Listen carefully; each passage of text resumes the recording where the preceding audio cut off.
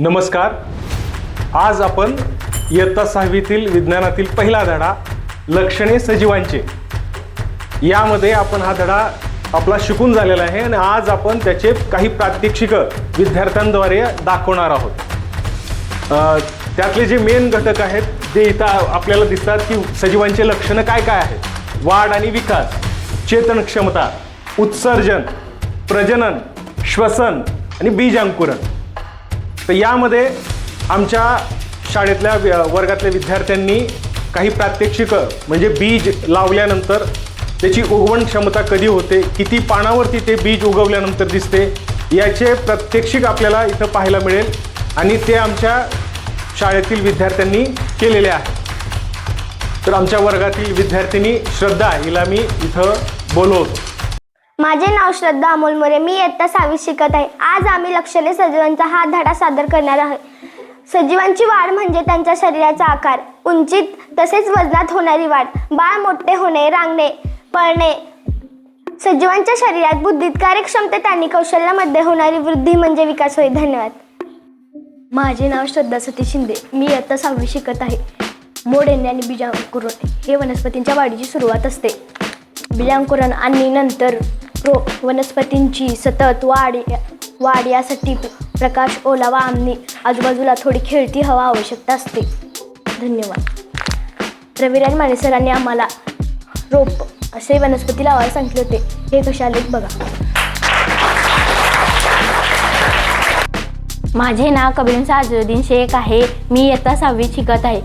वनस्पतींना नको असलेले पदार्थ, उदाहरणार्थ झाड, टॅनिक, राड, डिंक, ऑक्सिजन, ॲक्सेलेटेड सारखे स्फटिक खोड्यांचे सालीमध्ये जुन्या झालेल्या पानामध्ये साठतात. ती पाने आणि साल गळून पडली की त्याचे उत्सर्जन होते.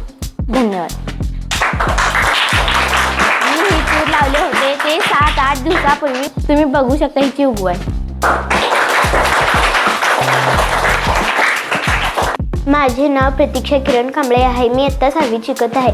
माहीत आहे का तुम्हाला, वनस्पतींची मूळ ओलाव्याकडे वाढतात आणि फांद्या प्रकाशाकडे. हे फार पूर्वीपासून सगळ्यांना माहीत होते, पण उष्णता, थंडी, इजा होणे इत्यादींची जाणीव वनस्पतींना असलेले सर्वप्रथम जगदीश चंद्र बोस हे सर्वप्रथम सिद्ध केले. धन्यवाद. हे मी पालक लावले होते. हे 7-8 दिवसानंतर उगवले आहे. ह्याची उगवण कशी झाली आहे बघा. माझे नाव भक्ती संग्राम सलगरे. आपण काय शिकलो? बीज रुजून त्यापासून नवीन रोपांची वाढ सुरू होण्यास बीजांकुरण असे म्हणतात. विकास, चेतन क्षमता, उत्सर्जन, श्वसन, प्रजनन, हालचाल ही सजीवांची लक्षणे आहेत. वाढ आणि प्रजनन ही प्रमुख लक्षणे आहेत. वाढीच्या काळात सजीवांच्या शरीरात रचनेत खूप बदल होत असतात. अशा सजीवांच्या जीवनक्रमेला अवस्थेनंतर असे म्हणतात. धन्यवाद. हे मी शेंगदाणे लावले होते ते 7-8 दिवसानंतर वापले.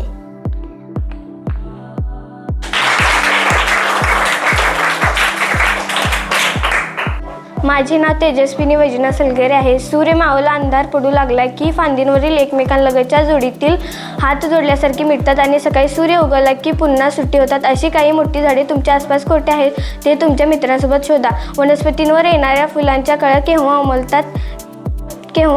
धन्यवाद. नमस्कार. माझे नाव भाग्यश्री श्रीशैल शेकापुरे आहे. मी इयत्ता 6वीमध्ये शिकत आहे. वनस्पती प्रकाश संश्लेषणाद्वारे स्वतःचे अन्न स्वतः तयार करतात. इतर प्राणी वनस्पतीवर अवलंबून असतात. अन्नग्रहण आणि त्यामुळे होणारी सजीवांची वाढ हे सजीवांची प्रमुख लक्षणे आहेत. धन्यवाद. मी हरभरा लावले होते व ते कसे वाढले आहे तुम्ही पाहू शकता.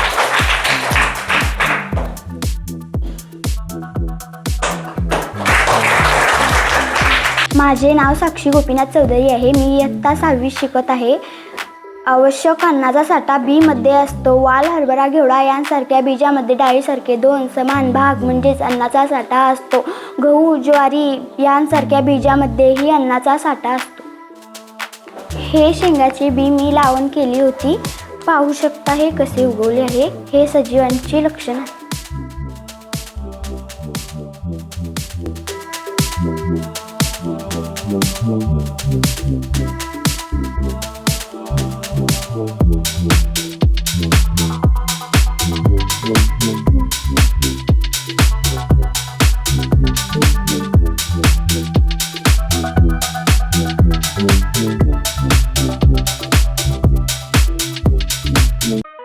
माझे नाव संजीवनी खंडोबा सुरवस आहे. मी इयत्ता 6वी शिकत. बीजांकुरण म्हणजे काय?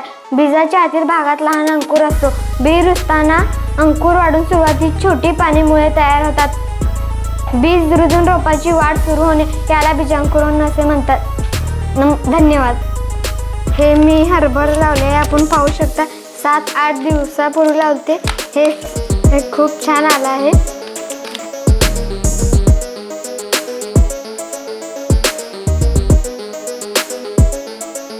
माझे नाव प्रतीक्षा दादासाहेब साखरे आहे. मी इयत्ता 6वी शिकत आहे.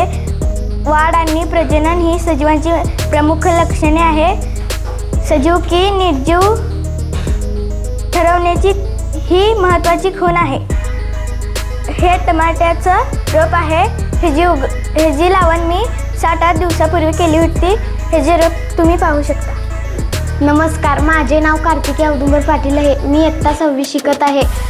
सजीवांची वाढ म्हणजे त्यांच्या शरीरात आकारात, उंचीत तसेच वजनात वाढ होणे याला विकास असे म्हणतात. सजीवाची वाढ होत असली तरीही प्राण्यांची वाढ ठराविक कालावधीपर्यंत होत असते. वनस्पतींची वाढ मात्र त्या जिवंत असेपर्यंत होत असते. प्राण्यांच्या सर्व अवयवामध्ये वाढ होताना दिसत असते. वनस्पतीमध्ये अवयवाची वाढ आयुष्यभर होते. उदाहरणार्थ बुद्धाचे घर, फांदीची लांबी, मुळांची लांबी इत्यादी वनस्पतींची लांबी होते. धन्यवाद. हे गहू मी 7-8 दिवसात लावले होते. ह्याची उगवण अशी झाली आहे, तुम्ही पाहू शकता.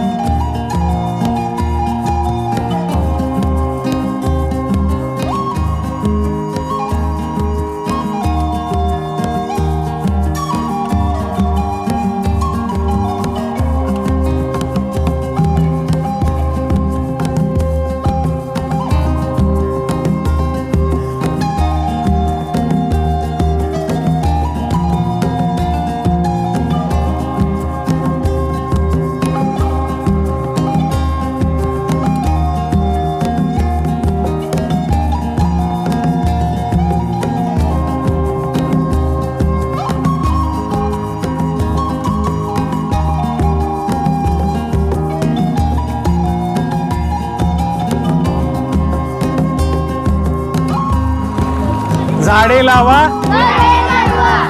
झाडे लावा, एक पेड़